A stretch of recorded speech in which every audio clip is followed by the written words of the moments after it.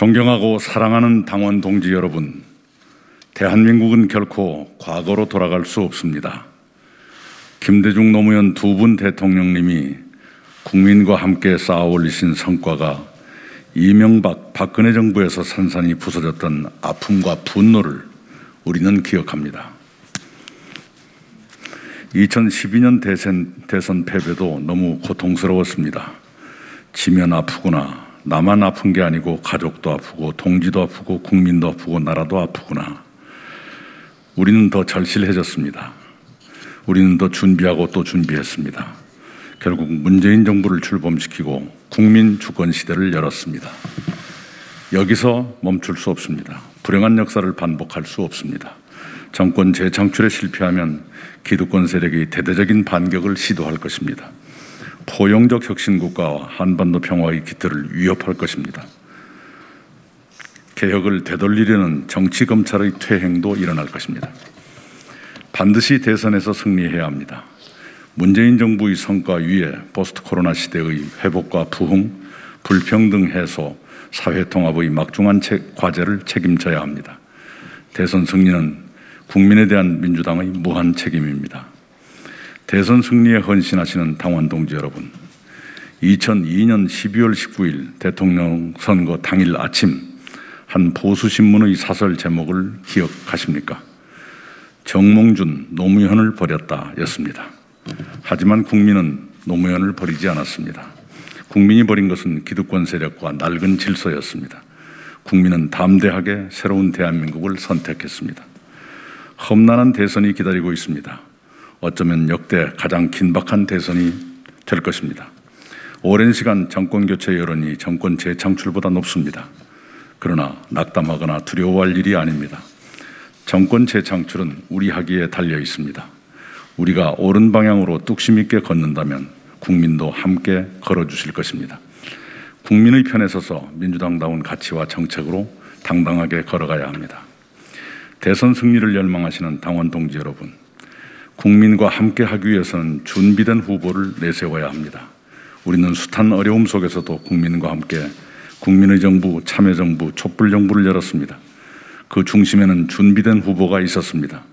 준비된 후보가 있었기에 대선에서 기득권 세력의 집요한 저항과 반격을 뚫고 승리했습니다. 민주당 대선 경선은 될 것 같은 사람이 아니라 대통령이 돼야 할 사람을 뽑는 과정입니다. 그런 가치투표, 미래투표가 민주당의 정신이자 대선 승리를 위한 정의로운 선택입니다. 2002년 호남이 위대했던 이유는 될 것 같은 이인재 후보가 아니라 대통령이 돼야 할 노무현 후보를 선택했기 때문입니다. 국가 경영의 경험, 미래 비전, 깨끗한 도덕성을 갖춘 준비된 후보가 민주당다운 후보이고 대선 승리를 가져올 수 있는 후보입니다. 사랑하는 당원 동지 여러분, 저는 국회의원직을 던졌습니다. 이제 제가 가진 것은 없습니다. 대선 승리를 위한 절실함 뿐입니다. 김대중 대통령은 불과 1.6% 차이로 이겼습니다.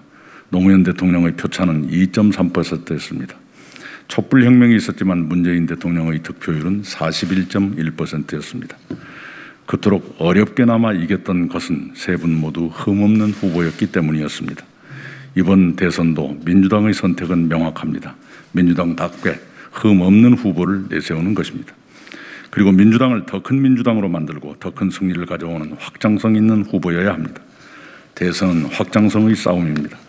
확장성은 안전한 후보만이 가질 수 있습니다. 그 확장성이 저 이낙연에게 있습니다. 국민의 힘이 움직이고 있습니다. 본선 승리를 위해 선수 교체에 나선 것입니다. 중대한 변화입니다. 민주당은 그런 중대 변화에 대응해야 합니다. 민주당 대선 경선은 아직도 3분의 2가 남았습니다. 호남과 부울경, 수도권이 중대 결단을 하기에 충분한 시간입니다. 민주당다운 정의로운 결과를 확신합니다. 저 이낙연 본선에서 민주당다운 정의로운 승리를 기필코 가져오겠습니다. 당원 동지 여러분, 용기와 확신을 갖고 결단해 주십시오. 그것이 민주당입니다. 제게 힘을 모아 주십시오. 감사합니다. 다음은 저출생 대책 발표해 드리겠습니다. 지난해 우리나라의 합계 출산율이 0.84명이었습니다. 역대 최저치, 세계 최하위입니다. 이것은 국가 전망의 위기를 부를 수도 있습니다. 출산을 포기하지 않아도 되는 나라, 아이를 낳고 싶어지는 나라, 그것이 제가 꿈꾸는 미래 대한민국입니다. 취업난, 주택난, 돌봄난, 교육난 등 일상이 숨막히고 양극화가 심해지는 그 현실이 저출생의 본질적 저변입니다. 그것을 바로잡는 것이 시대정신입니다. 제가 이미 제안한 신복지와 중산층 70% 경제 비전도 망국적인 저출생 문제를 해결하기 위한 근본 처방으로서였습니다. 저는 출생률을 높이기 위한 모든 방법을 강구하겠습니다. 특히 출생률로 대통령의 업무 수행 실적을 평가받는 최초의 대통령이 되겠습니다. 아이를 온 사회가 함께 키우는 나라로 거대한 전환이 필요합니다. 국가와 사회의 역량을 아이 키우기에 집중해야 합니다. 기존의 관습을 벗어나 대담하게 제도를 고쳐야 합니다. 대한민국을 아이 낳고 싶은 나라로 만들기 위해 저 이낙연이 7가지를 약속드립니다. 첫째, 한 명만 출생해도 현재의 다자녀 가구 지원 이상의 과감한 지원을 제공하겠습니다. 다자녀 가정의 기준을 자녀 셋에서 2로 낮추고 피부에 닿도록 기민하게 정책을 집행하겠습니다. 궁극적으로 다자녀 기준 자체를 없애 출생에 대한 모든 부담을 국가가 지도록 하겠습니다. 아이가 태어나면 만 5살까지 매월 100만 원씩의 양육비를 지원하겠습니다. 셋째 아이부터 적용되는 대학 등록금 전액 지원을 둘째 자녀부터 적용하겠습니다. 둘째, 아이가 어디에 있든 국가가 돌보겠습니다. 아이가 가정, 동네, 어린이집과 유치원, 학교의 어디에 있든 공공이 돌봄을 책임지는 돌봄 국가 책임제를 실시하겠습니다. 유치원까지 무상급식을 확대하겠습니다. 어려운 민간 어린이집을 매입, 장기 임대하는 방식으로 국공립 어린이집을 꾸준히 확충하겠습니다. 기존의 민간 어린이집은 충분한 재정적 지원을 통해 국공립 어린이집과의 격차를 없애겠습니다. 전문성 있는 보육교사를 양성하면서 보조 연장교사 지원을 확대해 보육의 질과 인력 수급을 철저히 관리하겠습니다. 부모가 퇴근 시간까지 아이를 맡길 수 있도록 온종일 초등학교제를 실시하겠습니다. 아동수당 지급기간을 우선 초등학교 졸업까지로 확대하고 2030년에는 만 18세까지로 확대하겠습니다. 셋째, 출생이라는 축복의 비용은 국가가 부담하겠습니다. OECD 꼴찌 수준인 분만 수가를 정상화하고 산부인과를 필수 과목으로 지정해 정부 지원을 강화하겠습니다. 산후조리는 엄마와 아이의 권리로 인정하겠습니다. 대도시 중심의 산후조리원 편중과 이용요금 편차를 개선하고 지방의료원 등과 연계한 통합형 공공산후조리원을 확충하겠습니다. 민간 산후조리원에 평가 인증제를 도입해 소비자를 보호하고 공공산후조리원이 업계 전반의 기준이 되도록 체계를 구축하겠습니다. 넷째, 부모가 육아 걱정 없이 일할 수 있도록 지켜드리겠습니다.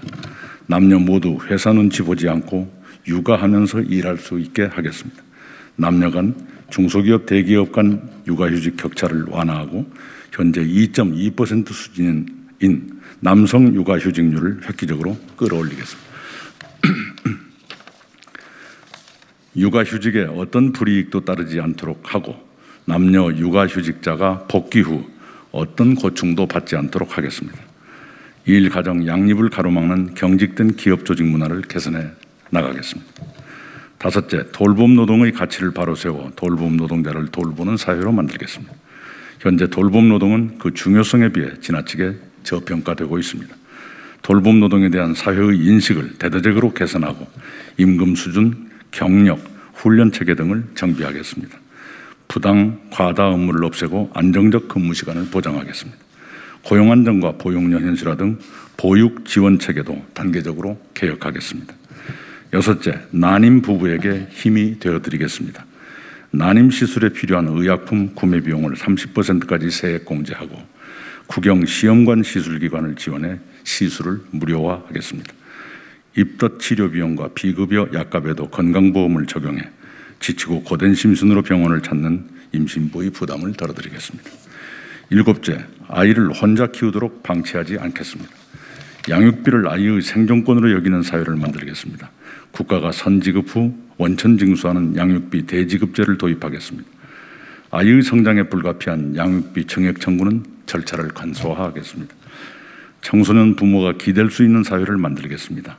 생계, 가사, 양육, 학업, 취업 등 오중고에 내몰리는 청소년 부모가 육아를 포기하지 않고 이어갈 수 있도록 주거 지원부터 세심하게 배려하겠습니다. 청소년 한부모 정책을 청소년 부모 정책으로 확대하고 분산된 지원 대상과 정책을 통합해서 지원하겠습니다. 미혼모, 미혼부가 혼자가 아닌 사회로 만들겠습니다. 연간 7천여 명에 이르는 혼외 출산을 사회가 수용해야 합니다. 지원 사각지대인 임신부 부양 의무자 기준을 폐지하고 미혼모 저청소년 출산 시 조건 없이 산후 도우미를 지원하겠습니다. 미혼부 양육 지원을 위해 장기적으로 사회적 합의를 통해 미혼부의 병역 의무 감면도 검토하겠습니다. 국민이 없으면 국가도 없습니다. 절박하게 인식하고 처절하게 몸부림치겠습니다. 비용을 걱정하시는 분도 계실 것입니다. 그러나 지금의 출생률은 국가 전망의 위기를 부를 수 있습니다. 과감하게 예산을 투입하겠습니다. 그 모든 것이 국가 정책으로만 해결되지는 않습니다. 국민과 사회 모두 출생률을 높이는 문화를 함께 만들어야 합니다. 출생률을 높이는 대전환의 중심에 대통령이 있어야 합니다. 청년들이 오롯한 자기결정권 위에 거리낌 없이 가정을 꾸리고 아이를 낳는 나라, 저 이낙연이 만들겠습니다. 이상입니다. 감사합니다.